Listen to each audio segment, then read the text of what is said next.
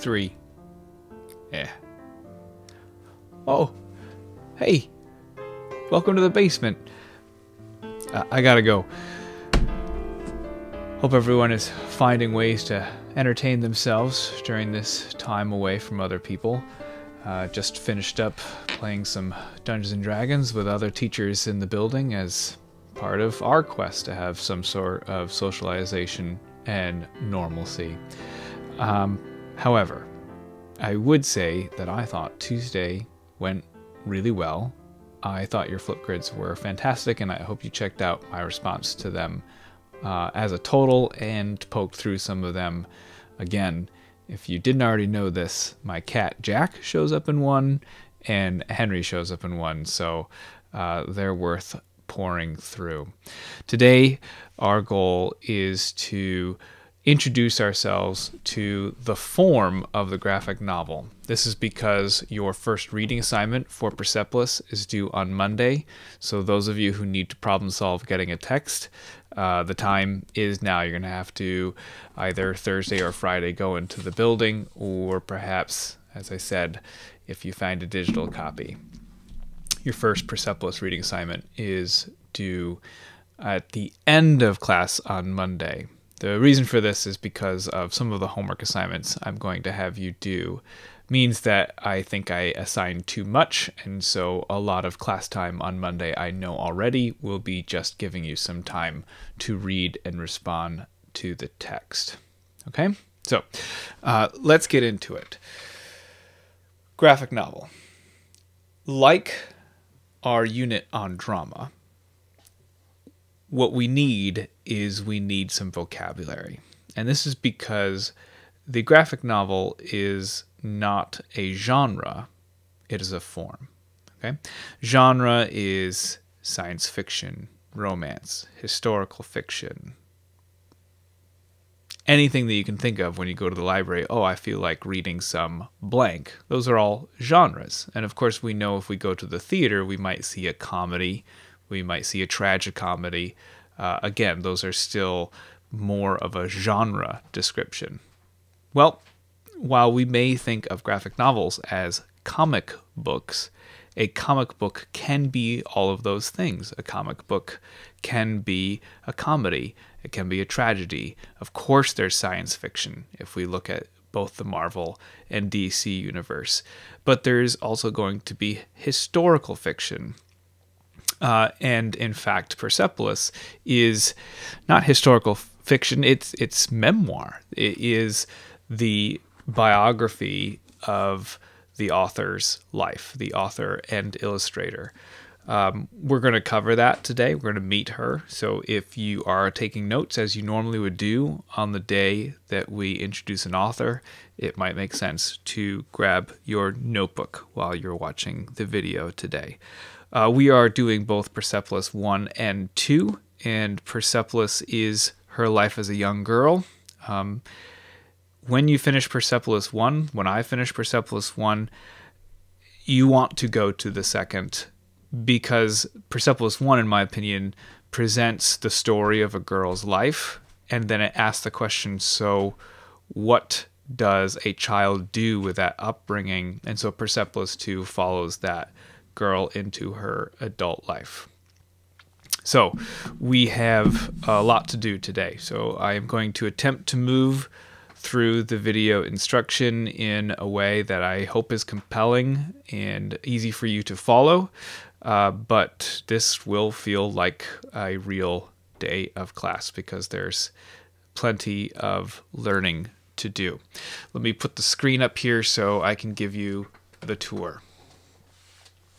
Here is the first reading assignment scheduled for Monday, due for Monday.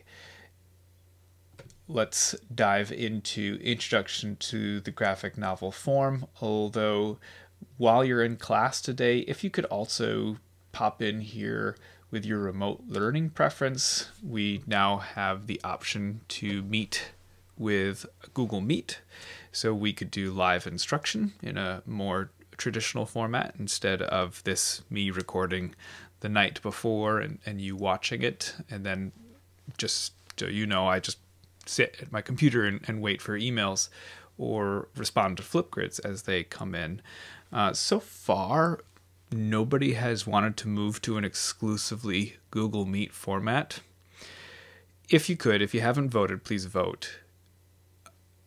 I could use some more expansion on your responses. Why is this working for you? For those of you who want to mix, and the couple of you so far who have already said that you prefer this, because I want to do it if it works, but I want to know more about why it works, because I've never taught this way. So just like any instruction, I want to know what I could do to be better. And if you're asking for a mix of both, that's going to be a lot of work, designing these videos and then also being prepared to be with you live during a lesson block. That's fine. I will do that if that's what you need, but I would appreciate knowing more as to why that's what you need. All right, so that can be done very quickly at some point during class.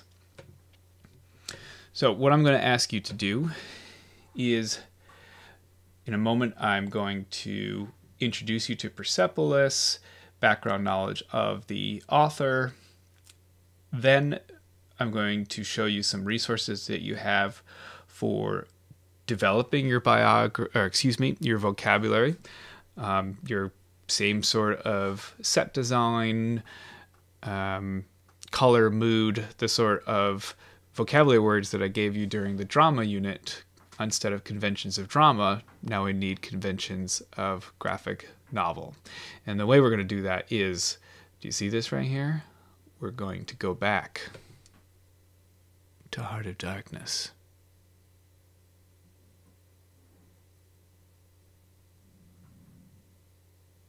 Okay. So, Persepolis. Got your notebook?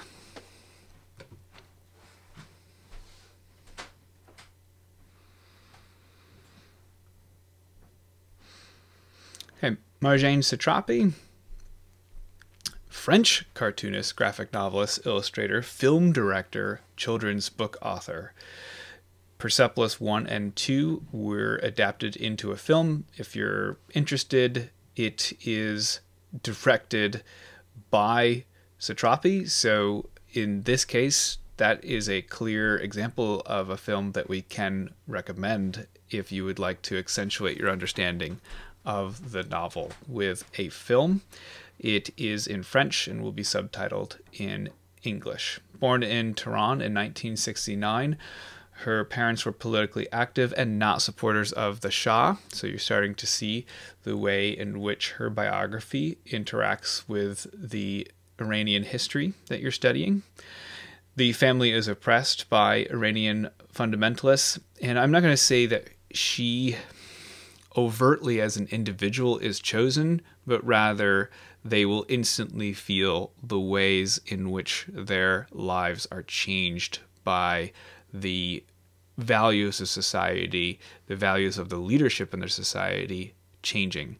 It will be more, as we go to the next bullet point, her family members and friends who face more direct oppression of torturing, imprisonment, that will close around her family, and ultimately it will dictate the central plot of, and again, when I say plot, I am referring to this text that is also a memoir, so this was her life, that eventually causes her family to commit to sending Satrapi to Europe to study. And so she studied in Austria in the French language, and she is in Paris still today, and I believe married to a Frenchman, so she lives and works there, director of the film version of her own work. So still active, still working. Here's a quote from her. I believe that an entire nation should not be judged by the wrongdoings of a few extremists. If I stop there, I think many of you have already reflected in your Flipgrids. You're starting to get into that layer pulling of extremists are a layer that we must acknowledge, but layer or piece or portion are all better words than to say that this is a country that has a monolithic culture in the same way that we would never even consider our own classroom to have only one culture within it.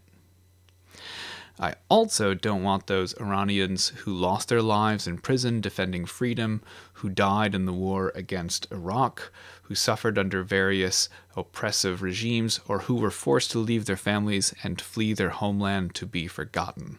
One can forgive, but one should never forget. So this is a sentiment that on both sides of the political spectrum in our own country, I think we hear folks say, if you don't like it here, you should leave. Right? But I'm not going to say that that belongs to any one side of our own political spectrums that we have in this country. And it's worth noting that here you have an author who was pushed to that point where she did. Does the person who's doing that leaving cease to be Iranian? Is that something that they want to do? Do they lose their right to that identity? If I, as an American, get so fed up with my government that I fled to Canada, does the first 38 years of my American life become invalidated? Don't I say the pledge? Have I not had American children? Do I not have favorite American TV shows or hobbies? It's very complicated to say that someone like Satrapi should not have the respect and love of her own culture, despite feeling like she has had to flee a part of it. Does she have to leave all of it? It's a worthwhile question as we get into this. More than just a comic, it's a memoir, as I said, primary source and coming of age story. Don't think I need to spend too much time here because I said it already, but I'm pausing just a moment in case you want to get this into your notebook for those of you who are note takers. And this also feels like I don't need to do more than put it up here. There's the date so you can see that it is a fairly recent text and a very popular text.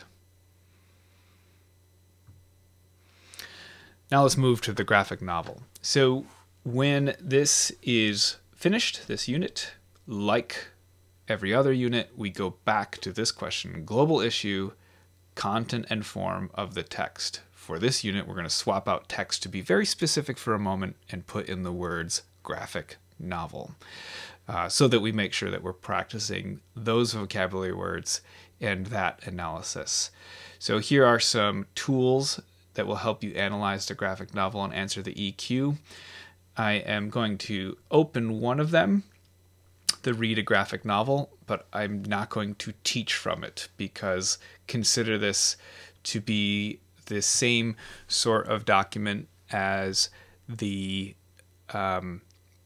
back few pages of the Castellanos source book. It's your glossary. I'm not going to teach it, but it's there, and you should be expected as you read and respond to the text to say, that feels like something. That panel feels like it's doing something. Let me see if I can go find the language to describe it. Okay, that's going to be your responsibility.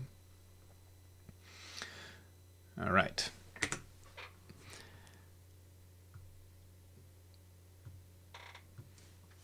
Hello. Here's what that looks like.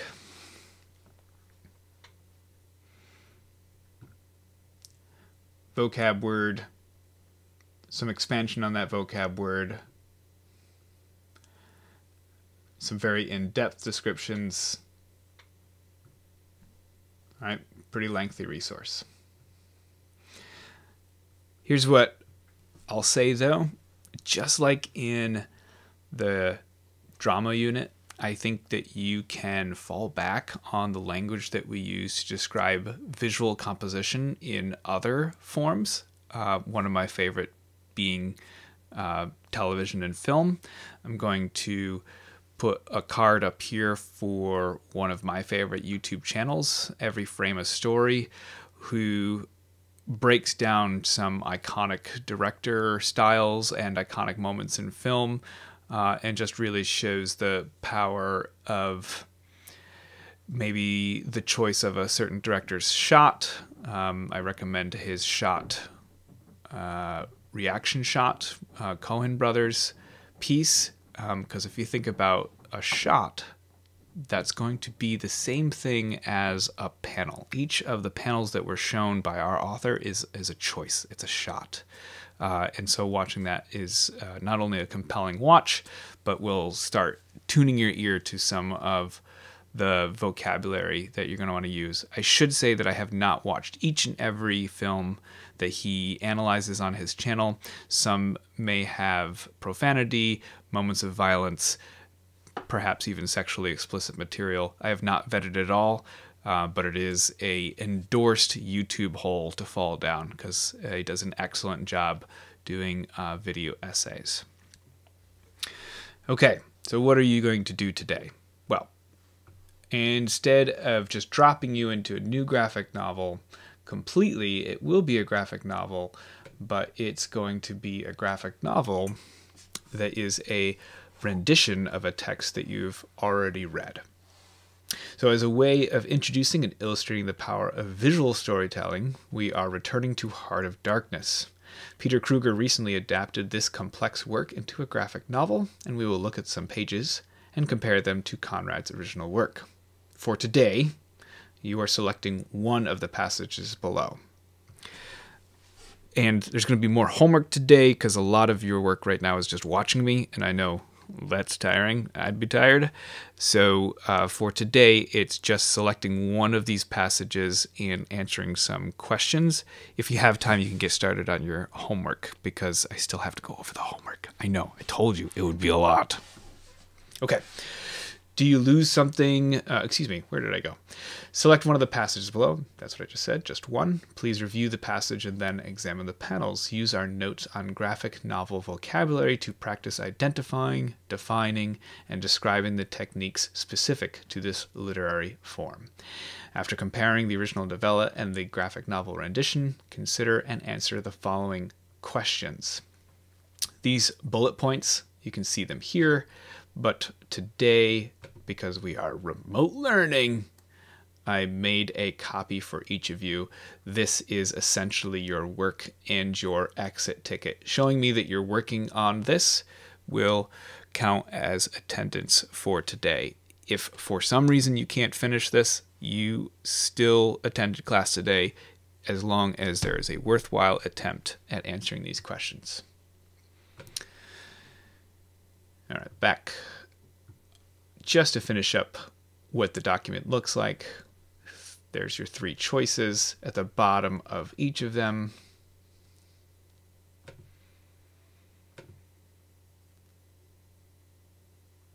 Here are the pages for you to observe. And let's just, I can't get too into it here because it's going to be up to you to determine what the meaning is. But let's start talking about the things that we see, the things that set this graphic novel apart from, if I just open up Persepolis, a book that you haven't even cracked yet, you can see there's some choices. If I just open up, there's a good one, and I did it just randomly, like very quickly, you can see the choice making. All right, and when I cut back here, like look at the difference. So we see pencils instead. Even the artist's particular style of eyeball, the way the dialogue balloons are also drawn instead of computerized, the borders of the panel have a choice. I mean, that's all I'm going to say. The text is a choice. The way in which this occurs, looks like we do have a duplicate here.